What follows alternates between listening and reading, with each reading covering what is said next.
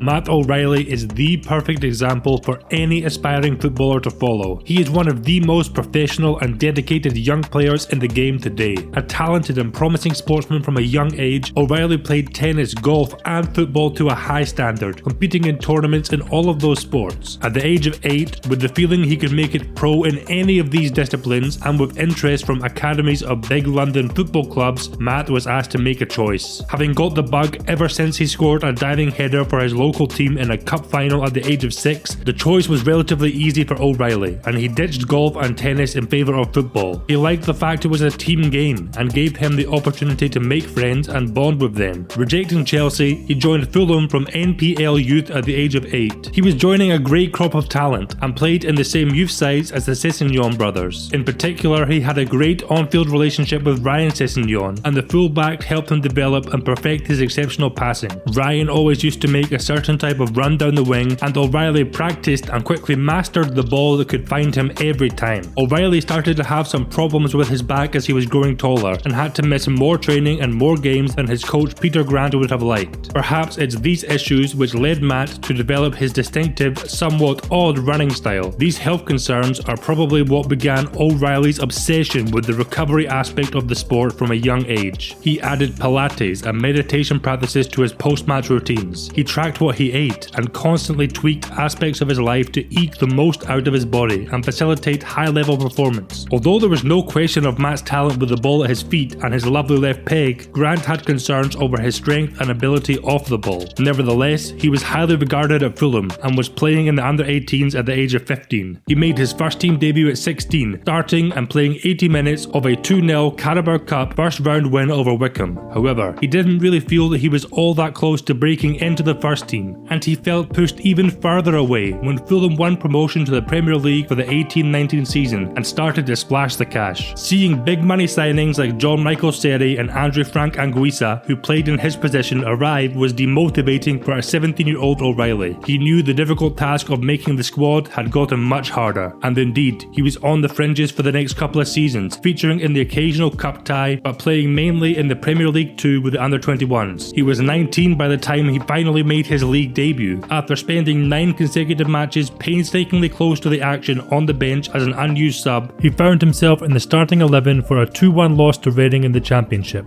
That was the only league appearance he made that season, once again finding himself playing second fiddle to some new signings, this time Harry Arter and Harrison Reed. So at the end of that season, when he was offered a contract extension with the promise of a very handsome salary, Matt O'Reilly had a big decision to make. Manager Scott Parker could give the youngster no assurances of game time. Not only that, but Parker saw O'Reilly as a traditional number 6 and preferred him in a deeper role. Matt personally felt that it was a position that did not play to his strengths, as he would have limited opportunity to push forward, which is the area of the pitch where Matt felt he could have the greatest influence. Faced with these unappealing prospects, Matt did something I think no other modern footballer would have done. Despite not having another club lined up, O'Reilly decided to bet on himself and his abilities, hold out for something that matched his footballing ideals, and rejected Fulham's contract offer, turning down a small fortune in the process. It was a bold move, made all the braver for the timing of it. As it was the height of the pandemic and the end of the previous season had been disrupted, the football landscape was very uncertain. The start of the 2021 season was delayed or disrupted across Europe. You might expect that Matt was feeling very anxious and worried at this time. In fact, it was a breath of fresh air, and he felt like a weight had been lifted, and that he was, for the first time in his career, master of his own destiny. Of course, he had to stay fit and ready to play if an offer came in,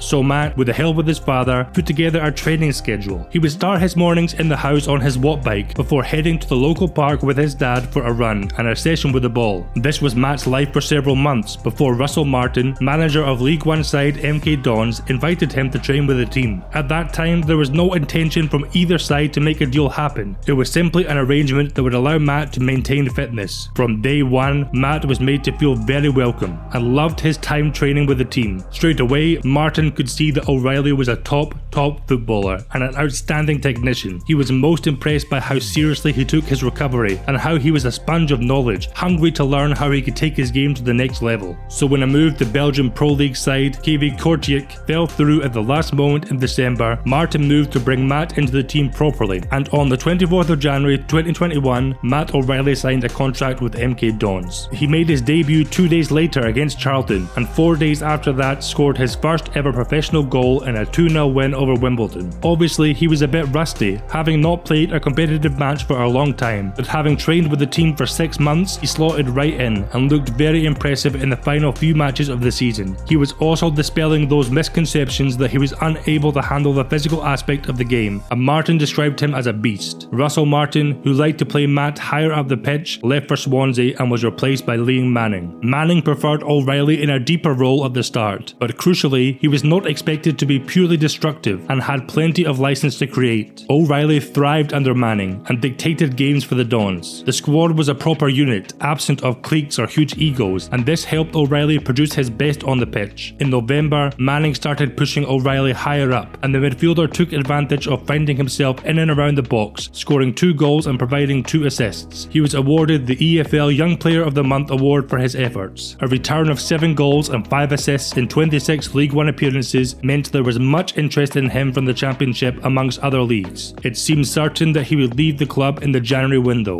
but his next destination came out of nowhere. Celtic boss Ange Postecoglou was in need of a couple of attacking midfielders, as his system demanded 2 such playmakers. His overuse of Tom Rogic and David Turnbull had led to them picking up hamstring injuries. Postecoglou had already secured the signing of Rio Hatate and was chasing after Charlotte FC's Riley McGree on loan at Birmingham as the second player for the role. Postecoglou knew McGree well from his time managing the Socceroos and was a long-term admirer of the midfielder. McGree, however, snubbed the chance of a reunion and decided instead to sign for Middlesbrough. It was a slightly embarrassing saga for Celtic. However, as typified Celtic in the transfer market under Postecoglou, they were organised, already had a backup option in mind and moved fast to secure him. O'Reilly was extremely keen as soon as he heard Celtic were interested, as he knew all about them and what a massive club they were. However, it was extremely important to Matt that his next move be the right fit in terms of style of football. A phone call with Big Ange, whose passion for and dedication to playing an exciting attacking brand of football sold Matt straight away. Celtic activated O'Reilly's £1.5 million release clause and he signed a 4.5-year deal with Celtic on the 20th of January 2022. It was a huge step up for Matt O'Reilly, joining a club where winning every game is the minimum expectation and even a draw is seen as a disaster. But it was a leap O'Reilly felt ready to take. Ange's exceptional training sessions and clarity in explaining to every player what the system was and what their exact role is within that system meant that from minute one, O'Reilly, Hatate and captain Callum McGregor looked like they had been playing together for years. The fans took to O'Reilly instantly. The Celtic faithful definitely appreciate a player who works hard and gets stuck in, and O'Reilly certainly does that, diligently pressing high up the pitch as well as mucking in defensively when required. He is a player who loves to get on the ball and make things happen, and his composure, coupled with his close control, allow him to receive passes under pressure in tight situations, turn and make things happen. Despite being 6'2", O'Reilly has great feet and technical ability and a wonderful first touch. His range of passing is sublime. He sees things before the opposition does, and he created chance after chance for the boys. His accurate whipped crosses were particularly dangerous. O'Reilly ended his first campaign with Celtic a league winner, helping the cause with 4 goals and 2 assists in 16 appearances. One of those was a goal of the month winning cracker against St Johnstone. Matt was loving life at Celtic, and he was particularly enjoying learning from his inspirational captain Callum McGregor. McGregor was the first player to welcome Matt to the club, which O'Reilly really appreciated. On the pitch, O'Reilly saw that McGregor was the one to stand up, take the game by the scruff of the neck, and make things happen when his team was in need of a lift. His passion and pride in playing for his club is something Matt O'Reilly looked up to. With Tom Rogic leaving the club at the end of the season, Matt O'Reilly was more or less a ready-made successor to the Wizard of Oz. A mainstay in the midfield, O'Reilly emerged as a potent provider of goals for his side and was the Premiership's top assister for the 22-23 campaign with 12. His consistently high-level contributions helped Celtic to dominate Scottish football in Ange's second season at the club, claiming a triumphant treble. Last year under Brendan Rodgers, O'Reilly continued to lay on goals for his teammates at an astonishing rate, but also added an eye-watering tally of goals of his own. An extremely intelligent player who could read the game very well, his clever positioning and movement meant he so often found himself free in the box to strike right onto a cutback and sweetly side-foot the ball home, or he was in the right place at the right time to fire in a loose ball. He also made great runs in behind to latch onto floated balls over the top, and he netted the occasional screamer. Ending the season with 18 goals and 13 assists in the league, Matt O'Riley was far and away the best player in the country, and it's not even close. He was a bright light in a Celtic team which frequently struggled and looked sluggish and stilted, stepping up in a major way when even Callum McGregor was experiencing an uncharacteristic dip in form. He was key in the final third of the season when Celtic were looking to take advantage of a faltering Rangers and regain the upper hand in what had been a pulsating title race. In the last 11 games, O'Riley scored 8, including 2 vital strikes against Rangers, and assisted 6 as Celtic finished champions, 8 points ahead of their bitter rivals. At Celtic, Matt O'Riley realised a long-held ambition and got to test himself against the best of the best in the Champions League. Although the 2 campaigns he participated in were less than ideal results-wise, Matt personally showed that he can definitely mix it at the highest level. Last season, he registered 3 assists in the group stages and was named man of the match in Celtic's 2-2 draw with Atletico Madrid. Naturally, he was attracting some serious interest from some serious clubs. In January 2024, Celtic knocked back an initial loan offer with an obligation to buy from Atletico Madrid. The fee was reported to be 18 million, some way short of Celtic's £25 million valuation. This summer, O'Riley was the subject of numerous lowball offers from Atalanta, each one of them rebuffed until the Europa League holders gave up and bought Lazar Samarsdic instead. In the last weeks of the window, Matt O'Riley finally completed a move to Brighton, which had apparently been in the works behind the scenes for a couple of months. Reported to be £25 million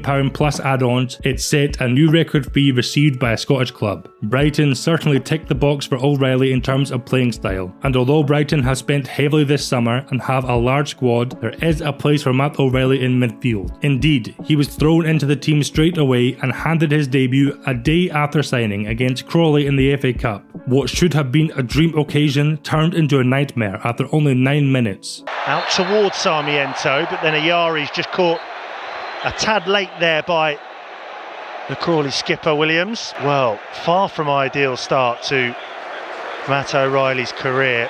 Not part of football, to be honest, so you can't tackle like this. The horror challenge resulted in a devastating ankle injury, for which Matt O'Riley required surgery, and he was expected to be out for quite some time. O'Riley, however, once again showed his character, and with hard work and plenty of help from the Brighton medical staff, regained fitness sooner than anyone was expecting. A lot of players would keep their head down, would be negative, but he was the completely opposite. He said, like, I will come back stronger, I will come back faster than everyone else, I will work hard for it. He was very positive. Replacing Jack Hinchelwood just before the hour mark, O'Riley came on for his Premier League debut against Manchester City on the 9th of November. Playing in a rejigged system of 2 number 8s alongside Baleba, O'Riley was asked to exploit Man City's makeshift defence and play in the right pocket. It paid dividends, as 7 minutes from time he showed off his game reading, clever movement and great first touch, scoring a dramatic winner to seal a stunning comeback victory against the Premier League champions. It's just nice to be back playing football, to be honest. Playing in an exciting Brighton side under a manager who wants to challenge the establishment, Matt O'Riley is primed to take the Premier League by storm, barring any further injury issues, of course. For me, he is the perfect replacement for Pascal Gross. In a comparison of the 2 players' stats in their respective leagues last season, courtesy of who scored, we can see that they post quite similar numbers in terms of the defensive side of the game. Going forward, O'Riley offers something a little different from Gross. He took on average over 1 shot more per game than the German did. Although O'Riley has said that while at Brighton, he plans to attempt to find his teammates rather than go for goal himself more often. When it comes to passing, Gross was some way ahead of Matt O'Riley, attempting more and completing more per 90 minutes. Personally, I feel O'Riley has the potential to become as influential for Brighton as Martin Odegaard is for Arsenal and Kevin De Bruyne is for Man City. Although he represented England at youth level, Matt is eligible to represent Denmark because of his mother, and he switched allegiances in 2022 after suffering the disappointing blow of being left out of the Euro 2024 squad. O'Riley will hope that if he plays well in one of the toughest leagues in the world, he will force his way back into the manager's plans. Modest, humble, dedicated and a joy to watch, Matt O'Riley is my favourite player at the moment. I'm positive he will thrive at Brighton, and I can see him playing for a huge club in the near future.